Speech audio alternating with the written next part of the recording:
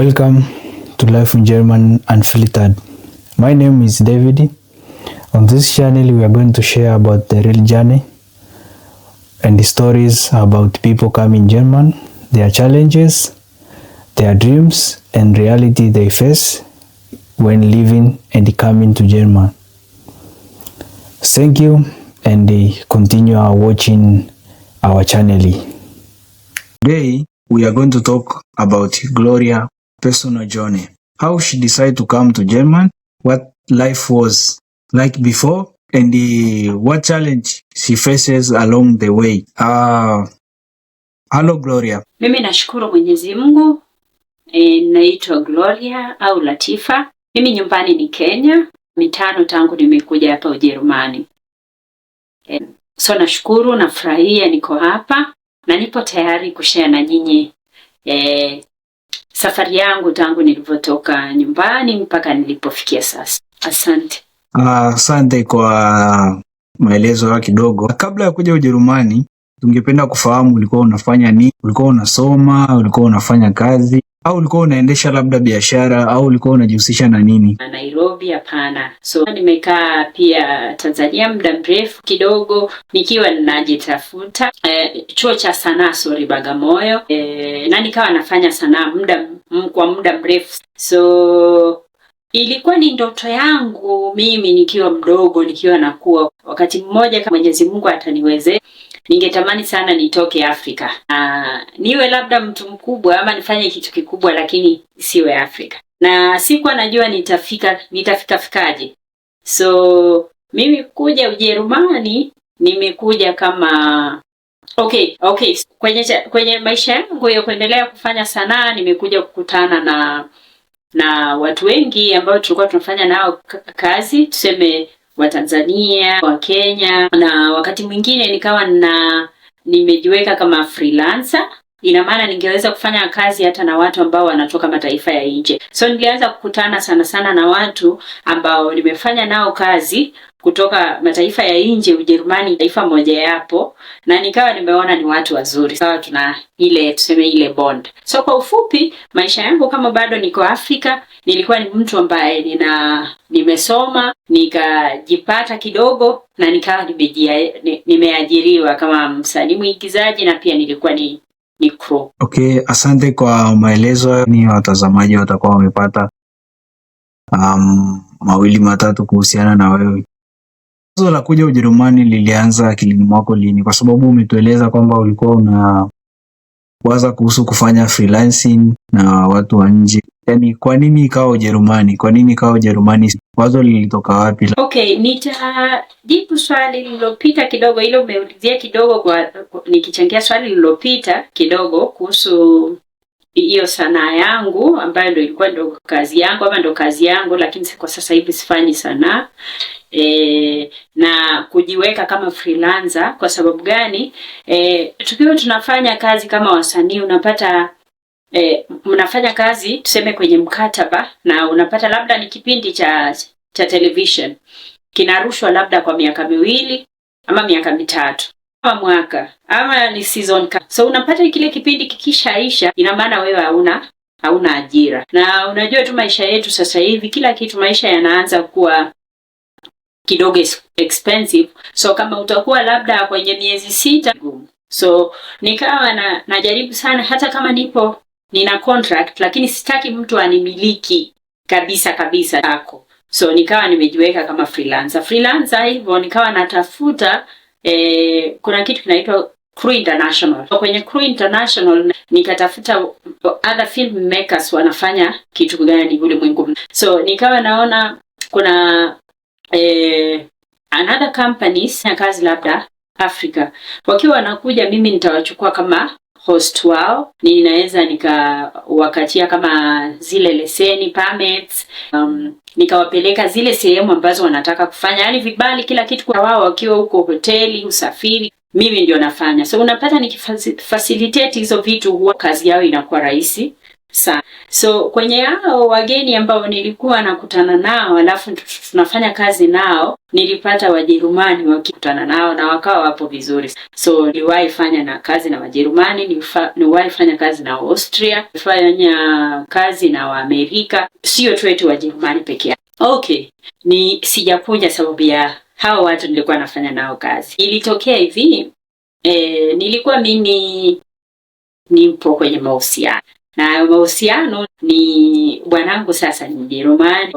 Yale mahusiano yangu mimi na mume wangu ndio, na nimefika hapa Ujerumani. So nimekuja na visa ambayo inaitwa Family Reunion Visa, ambapo ni kwamba unakuwa umeolewa ama umeoa Mjerumani. Lakini hofu nilokuwa nayo ni kwamba nilikuwa najiuliza hawa watu nitakaa nao vipi, kwa sababu nilikuwa nasikia mambo mengi sana. Nasikia labda kuna kama ubaguzi wa rangi Ujerumani, nilikuwa nasikia Ujerumani kuna zile culture difference nyingi. Nasikia Ulaya, tuseme Ujerumani kuna kitu kama hizi weather yetu Afrika sio tu mvua, lakini sasa huko unasikia kuna kitu kama winter. So kulikuwa kuna nina hofu fulani kwa moyo wangu na sijui itakuwaje. Jambo la pili, mimi ni mtoto wa 4 kwa familia ya watoto 6. Na kwa ufupi ni kwamba nikiwa naweza tu nikazungumzia kwa ufupi ni kwamba mimi ni jino mdomoni ambapo tuseme linategemewa sana. So nilikuwa najiuliza hapa nikiwa Afrika, najua vile naweza nikajitafuta nikasimama nikasaidia babangu na mama mzima. Lakini sasa nikawa nasema nikienda Ulaya alafu nianze upya, sijui kama nitaweza kujitafuta nikaendelea kuvaa vile viatu vyangu. So nilikuwa nafikiria nibaki tu. So kwa muda mrefu nilikataa, japo nilikuwa nipo kwenye mahusiano na mume wangu, nilikataa kuja Ujerumani. Nilitaka nibaki Afrika. Kwa sababu gani? Kwa sababu niliona kule nishajitafuta. Saidia akija akinitembelea mimi nikibaki Afrika, nilikuwa naona tayari mimi nina kazi yangu. Tayari najua nikienda hapa na hapa siwezi lala njaa. So nilikuwa naona Afrika ni kuzuri na naogopa kule. Lakini sasa kilichonifanya mimi nilazimike kuja Ujerumani ule wakati wa corona ule. Nilikuwa nimekubaliana naye, nikasema okay, ngoja tupo kwenye mahusiano hatujaoana. So nikasema okay, nipo tayari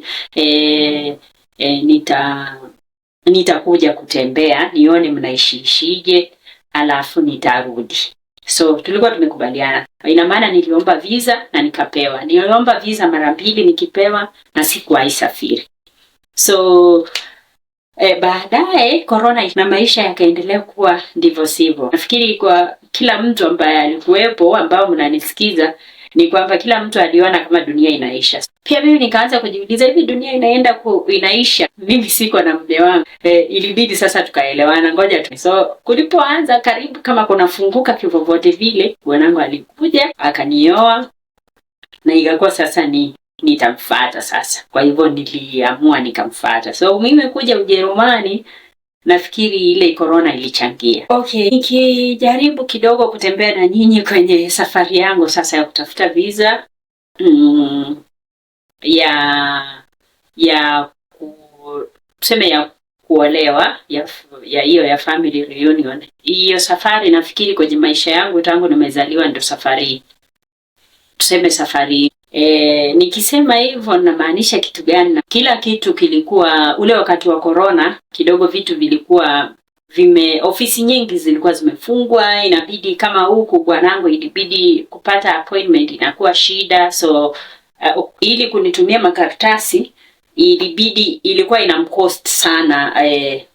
Atachukua muda mrefu. Tunaweza tukapanga tarehe zetu kwamba ninahitaji hiki kitu wakati fulani lakini hakitakuwa tayari. Na mimi pia Afrika ilikuwa changamoto, ilikuwa pia utaenda hiyo ofisi utaambiwa ngojea. Yes, wahusika itakuwa vigumu. So unapata kuna ofisi, unaweza ukaenda ofisi hii na ukapata ofisi hii next ndio inastahili kuja. Lakini unaweza ukasaidika hapa na hapa kukakuwa na ugumu sana na ikakuchukua muda mrefu. So mwisho wa siku ninaweza tu nikasema kwamba kama unataka kusafiri, unataka kuongwa. Sorry to say that, lakini ndio utaratibu ya East visa hizo maoffices unapatana na watu pia wamejichokea labda kazi imewasumbua, ile subiri kwa sababu decision inafanywa na inchi mbili. Unaweza ukapeana karatasi yako wakasema lazima ikuwe approved, lazima ifanyiwe sijui seal, lazima ifanyiwe nini. So haikuwa barabara nyepesi. Ina maana ukishapeana hizo makaratasi zako sehemu yoyote, inabidi uwe na subira, uombe Mwenyezi Mungu. Nafikiri pia huo wakati nilikuwa karibu sana na Mwenyezi Mungu. Nilikuwa naomba sana. Mwisho wa siku kila kitu kilienda sawa. But nikikombea visa yangu ya family reunion na visa ya visit ilikuwa very easy sana kupata. Lakini nafikiri kuwapeleka labda kwenye family reunion stage by stage, labda ni kitu gani mtu anastahili kuwa nayo, nafikiri this is a story for another day. Au sio? Glory, umefika Ujerumani, umemshukuru sana Mungu kwa sababu umemtaja Mungu. Natumai unaendelea kumtukuza yeye kila siku. Umefika Ujerumani. Ulipofika Ujerumani, kitu cha kwanza kabisa kilichokushangaza zaidi kilikuwa ni nini? Na miezi yako ya mwanzo ya hapa Ujerumani ilikuwa vipi? Na tunahitaji kufahamu. Sasa nzuri. Nilifika Ujerumani mwanzo nilitoka Afrika na matarajio sana. Yaani mimi niliona nishapata visa, nilishaolewa. Yaani maisha yangu ndio nilishatoboa. Na kwa mtazamo wa ndugu zangu na Waafrika wengi wenzangu, labda tunakuwa ndio mtazamo wetu. Lakini nilipofika Ujerumani nikawa nilipigwa na kitu kizito. Ndio nikaona kumbe maisha uhalisia. So hapa Ujerumani ni kwamba watu wanaishi kama vile sisi tunavyoishi Afrika. Miundombinu yao ndio ipo tofauti. Lakini Afrika na tuseme Ujerumani specific, vipo tu. Kuna watu ambao maisha yao ni ya kawaida, nzuri. Sitaki kusema kiasi gani nikiwa Afrika, but nilipofika hapa hiyo hela ilipungua. So kwa wewe ambaye unataka kuja kama umeolewa au umeoa au especially hao ambao umeoa ama umeolewa, sisi tunazoea labda please ukifika hapa ujipange, vitu utapewa hicho kiasi ambacho unafikiri labda ulikuwa unapewa. So kama kuna kitu chako unataka kukifanya na tuseme unaona hiki kitu labda nikifanye mwanzo, then ningekusii labda kaa Afrika, endelea ukifanya hicho kitu, kwa sababu ukiomba hela ama hiyo support, lakini ukishafika hapa kwamba wewe ulikuwa unasapotiwa na ulikuwa huko na sasa hivi umefika hapa, so kiasi kile labda kitapungua. Naweza nikasema kitapungua kwa sababu gani? Mimi tuseme nimefika, nastahili kula, nastahili kuvaa, nastahili kupata nguo si za msimu mmoja tu, msimu minne. Ukiwa Afrika unanunua tu nguo, wewe unavaa tu nguo, lakini hapa inakuwa hivyo. Unatakana kusoma lugha, unastahili na ukiangalia maisha, uchumi ama hali ya maisha ya hapa Ujerumani ikiwa tuseme ni kama uti wa mgongo wa European Union, maana Ujerumani imebeba sana Ulaya kusema tu kweli. So unapata kwamba sisi tunatoswa ama Wajerumani wanatoswa sana ushuru mkubwa sana. So maisha yao, standard of living iko very high. Kwa hivyo siwezi kumlaumu tuseme mwenzangu ambaye niko naye sasa hivi kama hata nipa hela. Kwa sababu gani? Niko hapa na ninaishi na ninaona maisha yanavyoenda. Na hata so nilishangaa sana na bado nashangaa kwa sababu nilikutana na vitu vingi ambavyo kiafrika kwetu sisi naona vipo kidogo tofauti. Nilifika mwezi wa 9, so ilikuwa ndio ile kipindi cha kiangazi. Nikawa kwangu mimi naanza kusikia tayari baridi, lakini naambiwa bado hiyo sio baridi. Kiangazi au winter?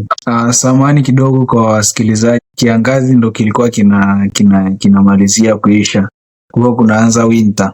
Samahani kidogo umeteleza. Mimi nilifika kama kiangazi kinaelekea kuisha, tunaingia winter.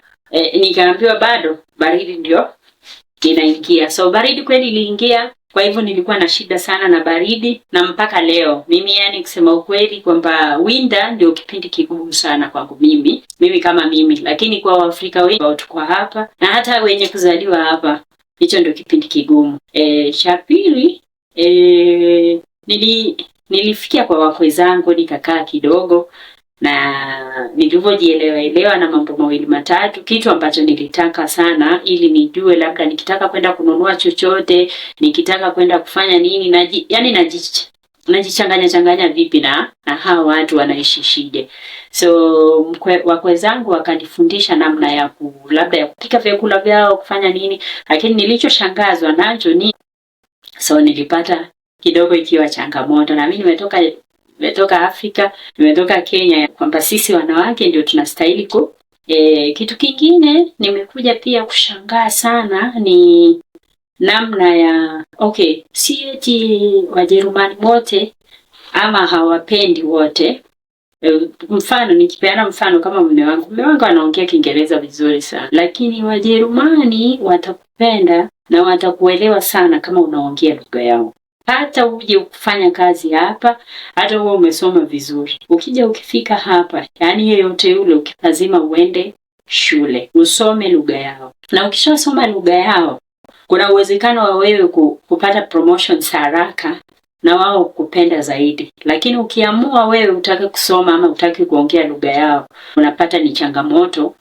So kwa siku unapata watu wengi tunaganda tukiwa hatutaki, na hivyo ndio unajichelewesha.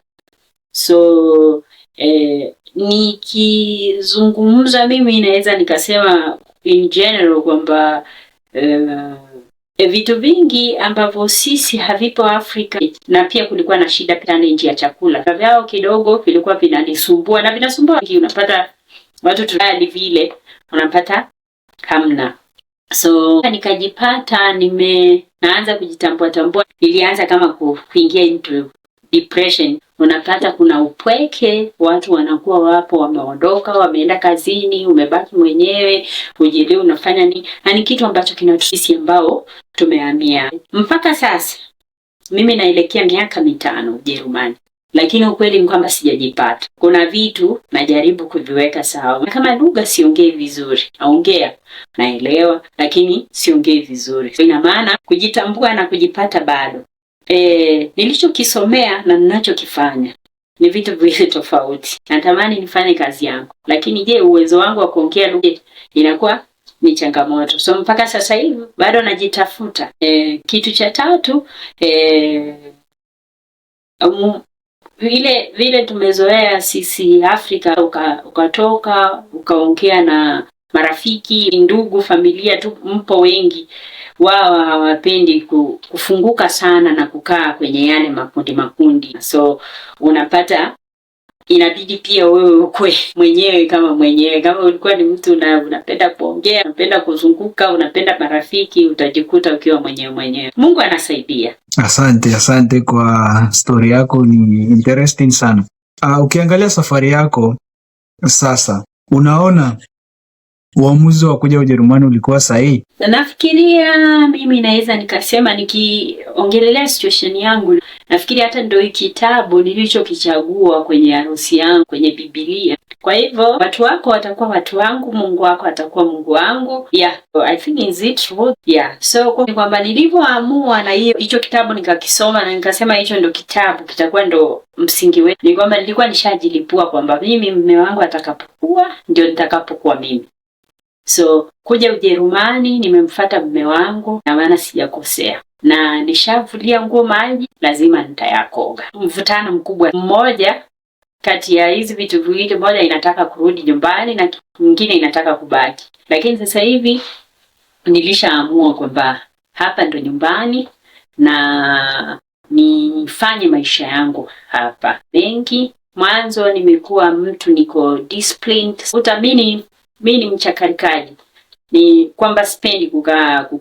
So mimi nilipofika hapa tuseme nilishangaa, lakini nilijitafuta, nikapata kazi na nikawa nafanya sema ndio unapata kidogo kitu, nashukuru Mwenyezi Mungu. Lakini hicho kidogo kitu unachokipata unastahili ujue namna ya kujua hela kujua dhamana ya hela, na ukiipata ujue utaitumia. Sivyo mtawahi kutuona sisi tumekuja Afrika.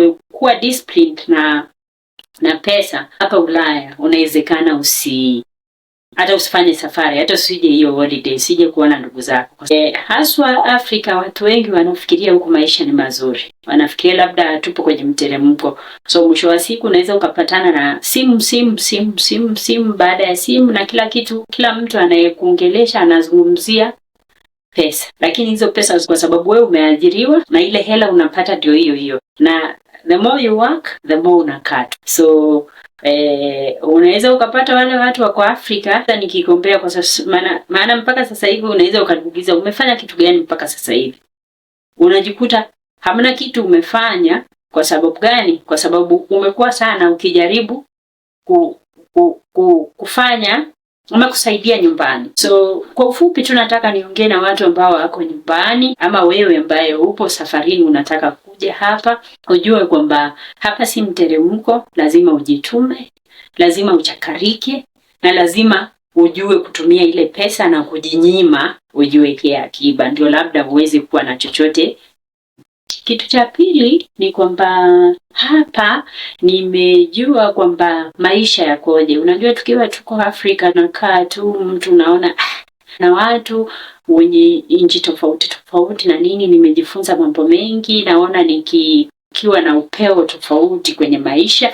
So naona kama kuja Ujerumani mimi kumenisaidia sana. Na Ujerumani kama ukija ukiwa bado miaka yako iko kidogo, mfano itakuwa vizuri kwa sababu inakupa opportunity. Kama unaweza kutaka kufanya kama training house building, unaweza ukafanya house building, unaweza ukapata kazi nzuri, ili mradi tu wewe ukuwe na bidii na usome lugha yao na ujitolee. Opportunities za Ujerumani ni nyingi sana, so it's a home of opportunity. Nikikombea kama ningekuwa Afrika ningekuwa nimekwama, ningekuwa bado niko pale pale, ningekuwa nimeridhika. Lakini hapa sasa hivi kila siku nikiamka huwa nafikiria naweza nikafanya kitu gani kikanifanya mimi nikawa bora zaidi ya hapa. Okay, asante kwa taarifa zaidi na story kunivutia zaidi kupata maswali mengi ya kukuuliza, lakini naona muda ni mfupi, lakini nitajaribu kuendelea kuuliza baadhi ya maswali ili watazamaji wetu. Na kama kwa mfano ingetokea umeanza upya kutokea mwanzo,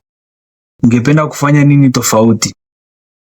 Kama ingetokea umeanza safari yako upya, ungependa kufanya nini tofauti? Okay, nianze upya, mimi ningetamani sana kusomea nursing. Na kwa sababu gani ningetamani labda kufanya kazi kama nurse or a doctor in Germany? Kwa sababu gani? Naona kuna uhitaji sana kwenye hiyo sekta. Yaani ni kwamba uhitaji ni mkubwa sana, na ukiangalia utapata watu wengi ambao wako hapa wanafanya kazi hapa Ujerumani. Kwa Ujerumani wenyewe hawapendi kuzaa sana. Unapata familia ina watoto wachache, familia nyingi hawana watoto. Ina maana sasa hiyo generation ambayo inahitaji sasa kufanya kazi haipo. So wageni wengi ambao wamekuja hapa wanafanya kazi. Lakini ukiangalia sasa tupo watu wengi, na watu ni wagonjwa kwenye mahospitali, kuna watu kama wazee wanaishi hizo nyumba za wazee. Kuna madaktari na manasis, lakini unapata kuna upungufu mwingi sana. So ningetamani sana kama ningesomea nursing, nikapata kazi nzuri, kwa sababu nursing inalipa vizuri na pia wana uhitaji kwenye hiyo sekta. Na maana nikishasomea kwa niko demand iko high, nitapata kazi. Miaka yangu siwezi kusema mimi ni mzee, lakini siwezi kusema mimi ni kijana, yani ina maana nipo hapo katikati. So nikijaribu, nikiangalia, nikiona kusaidia familia, so najikuta nikisema nitafanya hospitali, nitaingia nianze kusoma. Ina maana huku unasoma na unalipwa kitu kidogo, lakini kile nitakacholipwa kitakuwa kinaniwezesha tu mimi kidogo tu, yani maisha yangu, lakini siwezi kuweka na akiba na siwezi nikasaidia. So itakuwa ni kwamba naweka kikomo kwenye msaada ninaofanya nyumbani, mfano kwa miaka kama 3, 4, 5, ambapo nafikiri kwenye familia yangu itakuwa vigumu, maana naelewa nimetoka kwenye familia gani. So, ningetamani na ni ombi langu, lakini sasa najikuta kwenye njia panda, niendelee kufanya ninachokifanya, na labda kama naweza nikaamua nikafanya kitu kingine, labda nifanye kitu kingine ambacho kitakuwa kitanichukua muda mrefu sana ku train, alafu kupata kazi, kwa sababu tayari miaka yangu ishaenda na ninategemewa. Kama ni wewe ambaye unakuja na upo kwenye hiyo situation ya kwamba miaka yako kidogo inakubalia, ama kule nyumbani unaweza ukaeleweka, mimi ningetamani tumia hiyo opportunity ukifika Ujerumani. Ukifika hapa utapata njia zako zinafunguka haraka sana. Pia hata kama una ndoto ya whether umeolewa, umeoa, unakuja kazi, unafanya nini, kitu cha muhimu, anza kusoma lugha mapema. So inapofikia ukija huku inakuwa ni rahisi kuadapt kama haraka na kwenda, lakini ukianzia mwanzo inakuwa shida. But sasa hivi mimi mimi sikupita sciences. Nafikiri nilipita biology. So nikitaka kufanya nursing hivi sasa hivi kwamba inabidi ning'ang'ane zile sciences zangu nizifaulu. So nikiangalia wale watoto ambao nitaingia nao darasani, ninasoma na watu wadogo sana, 15, 16, 17 hapo. Wale watoto wamesoma theory na practical, kila kitu wanakiona, kuwa wakitembea hiyo safari. Mimi hizi vitu zingine nimezionea hapa. So unapata mimi safari yangu itakuwa ngumu sana. Sasa hivi nimejaribu kuweka kichwa changu na kukituliza na kukiambia okay, unatamani hiki lakini bora ufanye hiki. Ya hapo patamu. Okay, kwa wewe ambaye unataka kuja Ujerumani, nafikiri nitawaweka kwenye mafungu. Kuna fungu ambalo tuseme ndio fungu mimi, ambao unakuja umeolewa ama umeoa. Nitaongelelea kidogo umeolewa na mtu wa tuseme wa age gap yenu iko mnaweza mkasaidiana mkaenda kazi, lakini unaweza ukapata mtu age gap yake na mwenye ameolewa naye labda ni kubwa. Si tatizo, lakini issue inakujia napata yule mtu labda ukifika hapa miaka 2-3 kazi imeisha, alishaenda retire. Akishaenda retire sasa ile kipato chake kidogo kinakuwa ni kidogo. Lakini wewe unapofika hapa na utaki labda kufanya kazi, unataka umtegemee, na unakumbuka sisi wa Afrika unakuja hapa na umetoka kwenye familia kubwa ama familia ambayo inahitaji uwasaidie, inakuwa kidogo challenging. Ndio utapata watu wengi tunaanza kupigana na wenzi wetu. Kwa ufupi tu kile kitu naweza nikakushauri kama unakuja hapa kama mke ama mume, ushauri wangu, ulikuwa unaishi Afrika, ulikuwa na maisha yako, ulikuwa unalipa bili zako, fadhali tafuta kazi. Hata kama ni ya usafi, tafuta tu kazi, fanya kazi yako na pesa zako. Utaheshimika na kila mtu, utapata una maisha yako. Mtu hawezi kuambia vibaya, maana hata ukihitaji kitu unaweza ukajinunulia, anaweza akakupatia, ama unaweza ukajinunulia ukitaka kusaidia familia yako. Na useni kwa ile ni pesa yako. Na ukishafika hapa, please jaribu sana ufanye. Mwenzangu mimi nilipokuja yeye anaongea Kiingereza vizuri. So mimi nilikataa nafikiri nilistick tu tuongee Kiingereza. Mpaka sasa hivi tunaongea Kiingereza nyumbani. Lakini sasa mwisho wa siku hicho kitu kimeniathiri sana. Kwa sababu gani? Angestick akaongea lugha yao, ingenisaidia mimi sana kujua lugha yao. So unapata tukiwa nayo tunaongea Kiingereza, nikitoka nje lazima niongee lugha yao. Mfano, please use that opportunity, kwa sababu hapa you can get the best. Please tumia hiyo opportunity, soma vizuri sana na soma lugha yao, utapata kazi nzuri na watu wa nyumbani. Nafurahia sana wakati mwingine unaingia kama kwenye train, unapata ni Mtanzania yuko hapo, tuseme kwenye sehemu unapata pale boss labda ni Mganda ama ni Mkenya. So unafurahia, unasema okay, pia sisi tunaweza. Lakini mtaweza vipi kama hautaweza kuongea lugha yao na hutaweza kupenda kusoma? Kwa wale ambao wanakuja hapa tuseme kama au pair, wasichana mabinti wadogo, wale pia tumieni hiyo opportunity, kwa sababu mnakuwa nyinyi ni wadogo na mko kwenye hiyo age bracket ambayo wanatakikana. Unaweza ukachange hiyo visa yako ukaturn it into house building, ukabaki hapa ukasoma na ukafanikiwa ukapata kazi na ukasaidia familia. Kile ninaweza tu nikakwambia kwamba Ujerumani njia nzuri njia sio nzuri ya kufika hapa, utajikuta ni kama umejihukumu ama unachimba shimo na uko ndani. Kwa ufupi naweza nikakupa example. Wacha tu nitumie hizi nchi zetu 3 za East Africa, tuseme Tanzania na Kenya na Uganda. Nafikiri kuna vita wakati mwingine tunapigana, lakini si vita vile ambavyo unaweza ukasema eti kwetu kuna vita. Lakini hapa tunapozungumza ni kwamba kuna watu wako hata hapa Ujerumani, unapata ni Mkenya bali Muganda, lakini anakaa kama refugee. So unapata ni kitu kibaya, amekuja hivyo, si tatizo, huo ndio ulikuwa uamuzi wako, lakini issue inakuwaje? Inakuwa maisha yako ishi kama mhamiaji refugee, hivyo inakuwa ni kidogo ni vigumu. Ni kama yani ulishajikataa, kama yule mtu ambaye ana wazazi ukawaua wako hai, ukaua familia yako lakini bado wako hai. So unapata unatamani ufanye kitu fulani lakini huwezi kifanya, yani upo tu kama unazunguka. So kama kuna njia nzuri ambayo unaweza ukaitumia ukaja, nafikiri ungekuja kwa hiyo njia nzuri kuliko kuja hapa kwa njia sio, alafu ukajikuta ni kama umejifunga maisha yako. Hujafika Ujerumani, angekuambia kabla hujafika Ujerumani. Nafikiri kama mtu angenipa tu advice moja, soma lugha ya Kijerumani.